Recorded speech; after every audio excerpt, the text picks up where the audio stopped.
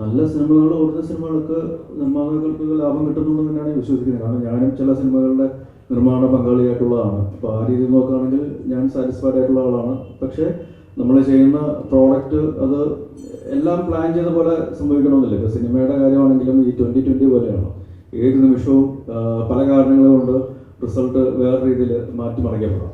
അപ്പോൾ നമ്മൾ നമ്മുടെ മാക്സിമം ട്രൈ ഔട്ട് ചെയ്യുന്നു, മാക്സിമം ഔട്ട്പുട്ട് കൊടുക്കാനായിട്ട് ശ്രമിക്കുന്നു.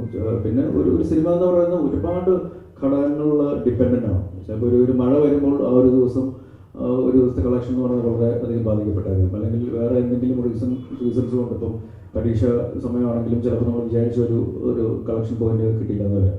പക്ഷെ അതെല്ലാം ഓവർകം ചെയ്യുന്ന രീതിയിലുള്ള വേറെ മാർക്കറ്റിംഗ് അല്ലെങ്കിൽ ഇൻകം ജനറേറ്റ് ചെയ്യുന്ന പല വേറെ ഏരിയാസും ഉണ്ട്. അപ്പം അതും കൂടെ ഹൈലൈറ്റ് ചെയ്ത് അതും കൂടെ നമ്മൾ മാക്സിമം എക്സ്പ്ലോർ ചെയ്ത് നോക്കുക. പക്ഷെ അൾട്ടിമേറ്റ്ലി നല്ല സിനിമ, ക്വാളിറ്റി സിനിമ, ആൾക്കാർ എൻ്റർടൈൻ ചെയ്യാൻ പറ്റുന്ന സിനിമ കൊടുക്കുകയാണെങ്കിൽ തീർച്ചയായിട്ടും എല്ലാവർക്കും അത് ഗുണകരമാകും.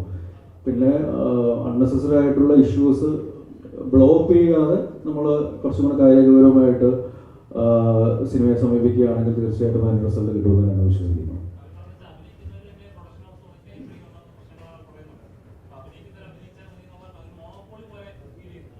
ഇതെല്ലാം ഓരോരുത്തരുടെ വ്യക്തിപരമായ അഭിപ്രായങ്ങളുണ്ടാവും, സംഘടനാപരമായിട്ടുള്ള അഭിപ്രായങ്ങളുണ്ടാവും. പക്ഷെ അതെല്ലാം മാറ്റുന്ന രീതിയിൽ ഓഫീസർ ഓൺ ഡ്യൂട്ടി നിങ്ങൾ ഓടിച്ച് കാണിച്ചാൽ ഇതൊക്കെ സോൾവ് ആവുമെന്നാണ് എനിക്ക് തോന്നുന്നത്. അപ്പം അതുകൊണ്ട് തീർച്ചയായിട്ടും ഓഫീസർ ഓൺ ഡ്യൂട്ടി നിങ്ങൾ തിയേറ്ററിൽ വിജയിപ്പിക്കേണ്ടത് നിങ്ങളുടെയും കൂടി ഒരു ഉത്തരവാദിത്വമാണ് എന്ന് ഓർമ്മിപ്പിക്കുന്നു.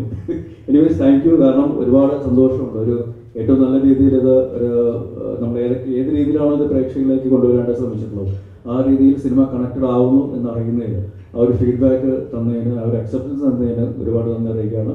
So do watch it in theatres. കാരണം അത്രയ്ക്ക് ഈ സിനിമയുടെ ക്വാളിറ്റിയിൽ യാതൊരു കോംപ്രമൈസും ചെയ്യാത്ത ഒരു ടീം ഇതിൻ്റെ കൂടെയുണ്ട്, അല്ലെങ്കിൽ മുന്നിലും പിന്നിലുമാണ്. അപ്പോൾ ആ രീതിയിൽ ഒരു തിയേറ്ററിൽ എക്സ്പീരിയൻസ് ഡിമാൻഡ് ചെയ്യുന്ന സിനിമയാണ്. തീർച്ചയായിട്ടും അത് പോയി കാണുക. Thank you for all the love.